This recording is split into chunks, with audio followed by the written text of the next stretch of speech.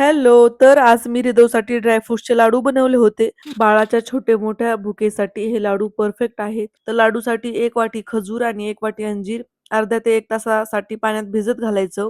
तोपर्यंत एका कढईमध्ये थोडंसं तूप, अर्धी वाटीपेक्षा थोडे जास्त काजू, बदाम घ्यायचे.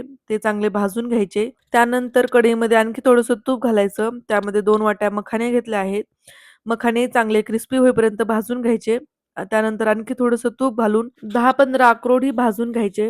हे सगळं साहित्य थंड झाल्याच्या नंतर चांगलं बारीक आपल्याला मिक्सरमध्ये काढून घ्यायचंय आणि खजूर आणि अंजीर चांगले भिजले होते. त्याची अशी पेस्ट करून घ्यायची. मिक्सरमधून काढलेल्या ड्रायफ्रुट्समध्ये चांगली मिक्स करून घ्यायची. त्यानंतर याचे छोटे-छोटे लाडू बनवायचे आणि लाडू आपल्याला फ्रीजमध्ये ठेवायचे आहेत, कारण ते जास्तीत जास्त दिवस टिकले पाहिजेत. हे लाडू एवढे सॉफ्ट बनतात की दात नसलेलं बाळही ते इझिली खाऊ शकतं. लिटरली पेढ्यासारखे बनतात आणि तुम्ही त्याला ओट्समध्ये, स्मूदीमध्ये एक लाडू टाकूनही देऊ शकता. वेगळं ड्रायफ्रूटची पावडर करून ठेवायची गरज नाही आणि खजूर पण भिजू घालायची गरज नाहीये.